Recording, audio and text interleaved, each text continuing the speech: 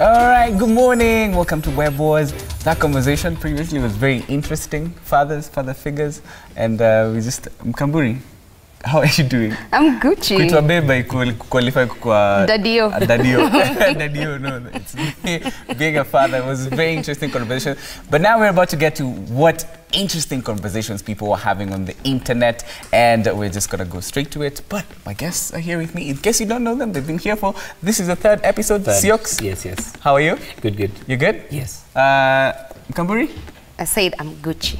You're Gucci? I'm Gucci. Yeah. Our resident opinion blogger. Very, very controversial, all right? But let's go into the conversations that people are having this week, because one of the most talked about person was controversial blogger Robert Alai, who was involved in a web war that spilled over to the authorities and got him arrested and arraigned in court on Wednesday this week after posting pictures of dead bodies of police officers who were killed in a terror attack in Wajir last Friday. The prosecution sought to have him detained for 30 days, but they only got 14 days in order to investigate links between him and the Al-Shabaab. The anti-terror police claim that the photos he posted on his social media were taken by Al-Shabaab and sent to him. Now, this has brought in a very, very controversial issue. We need to draw the line on the web. People need to behave. Siox, you want to go first and read to people? Tell them that you can be arrested for posting such things. Yes, there's anti-terrorism law that people need to be aware of.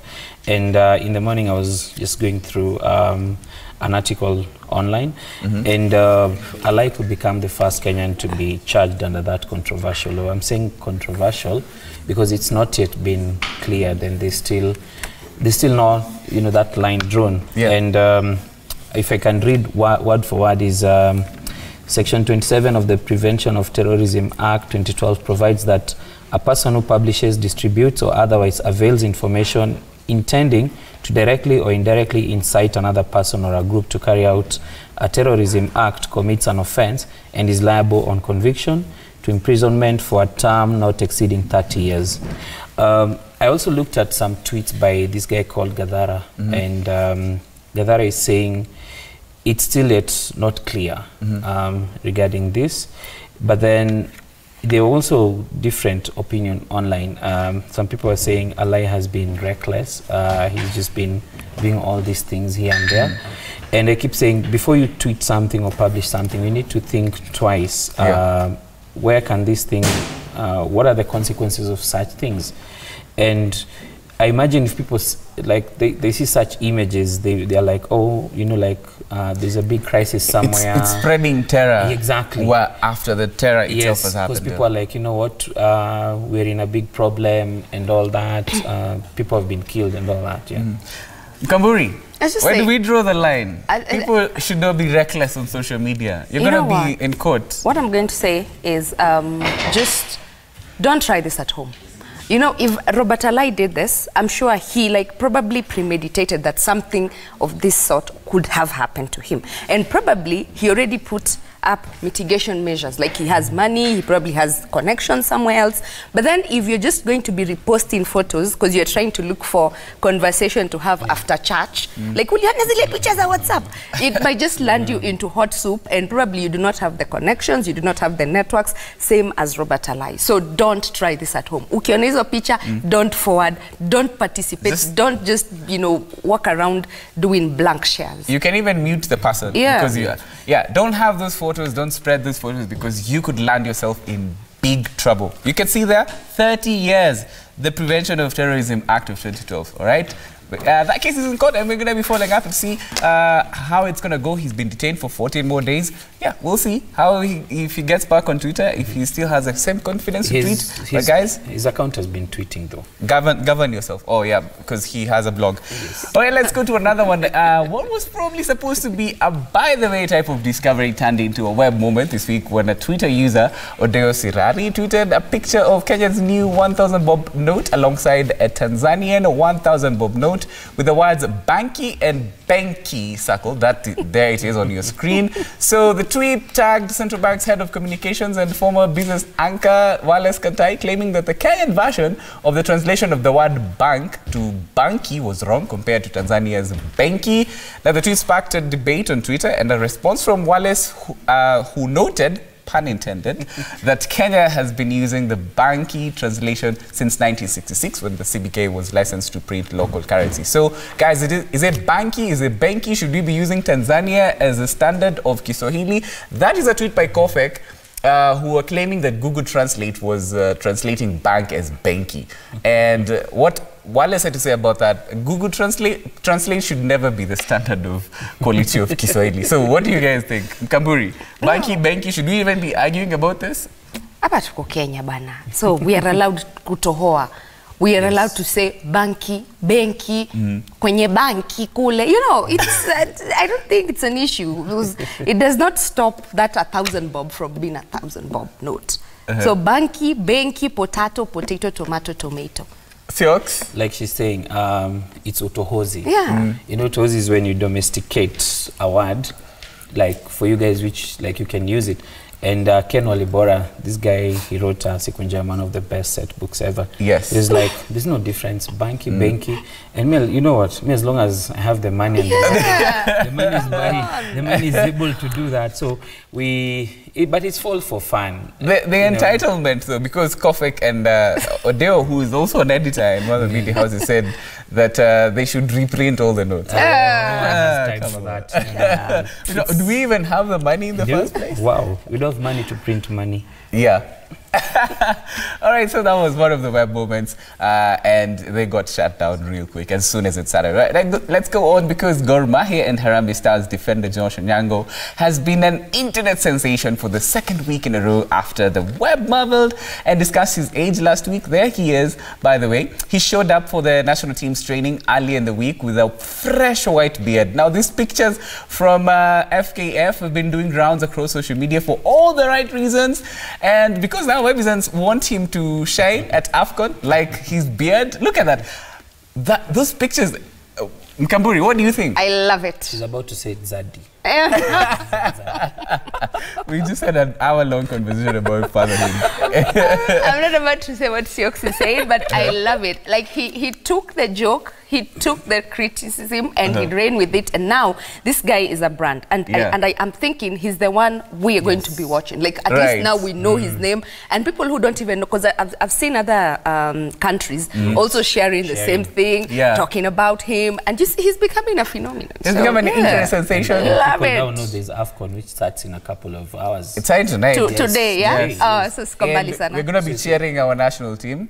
I bet he's going to be the most popular guy, apart from Wanyama. But sadly, though, is that he shaved that beard after...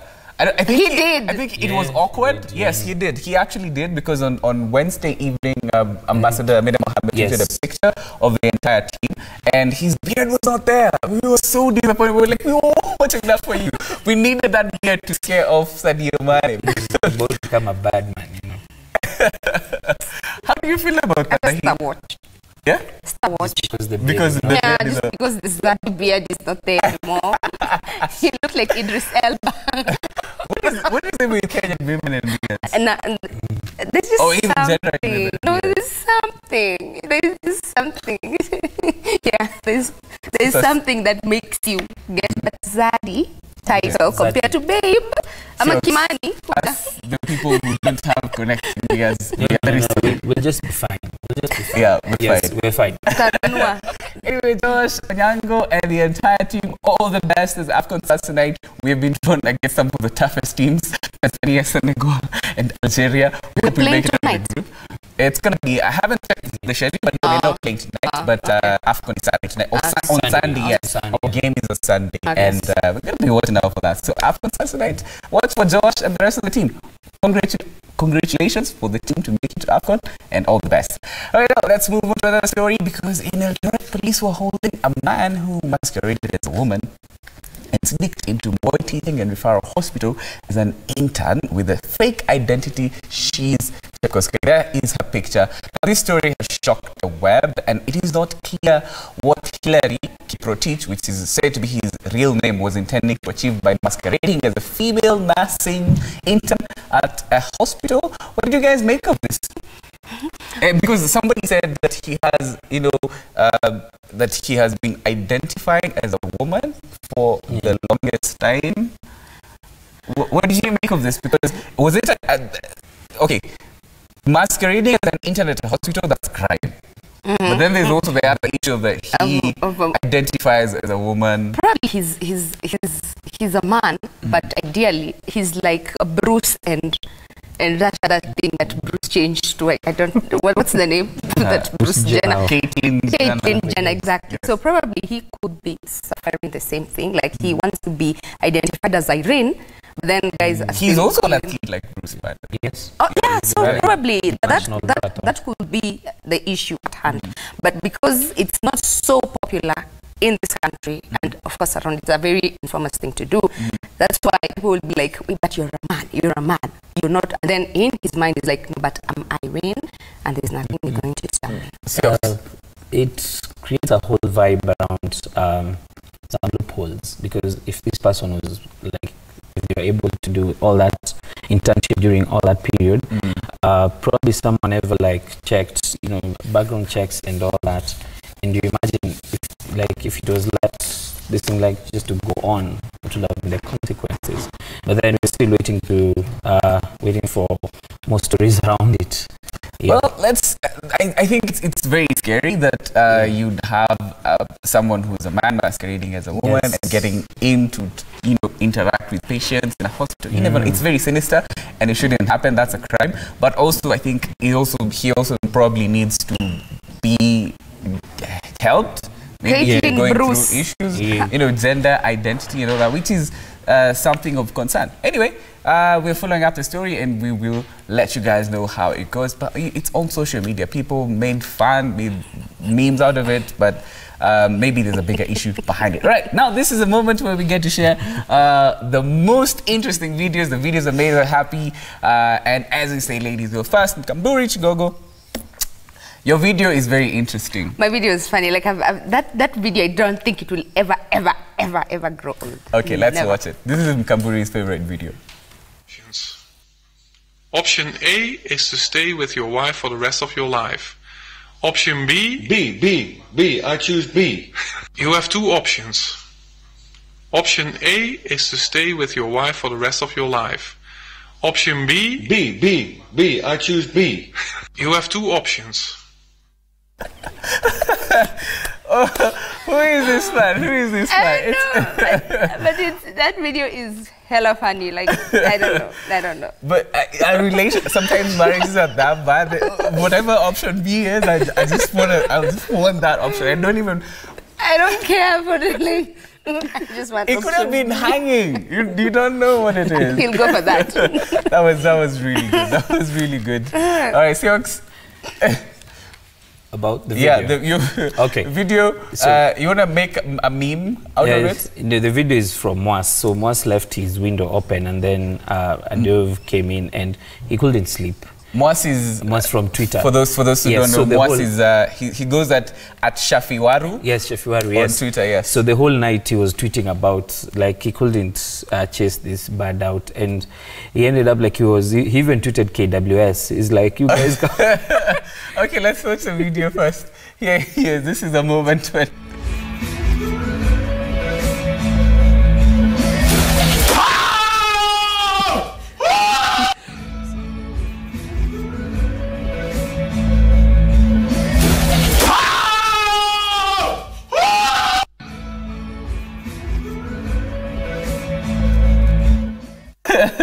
Well. That is me after checking my bank account after a night out.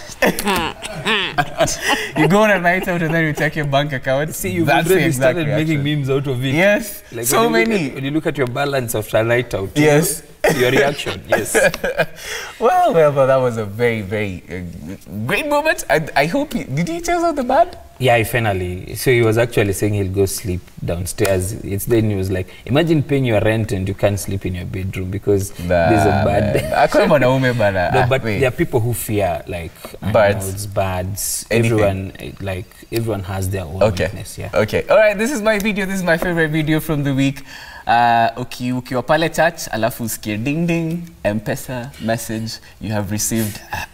This is it. This is me, by the way.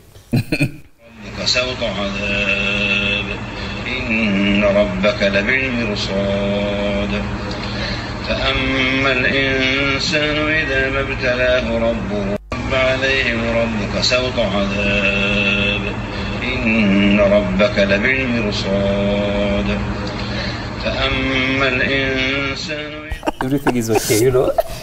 M-Pesa you've received.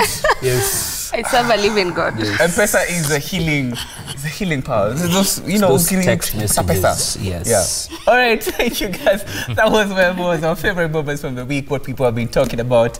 I hope tag us on all your memes. We will feature them here on Webos, your favorite videos. Send us everything. Our DMs are open. Guys, let's wind this up. We'll see you again next week on Webos. My name is Kimani Mbugwa. Level Up Fridays is coming up with Willis on the other side.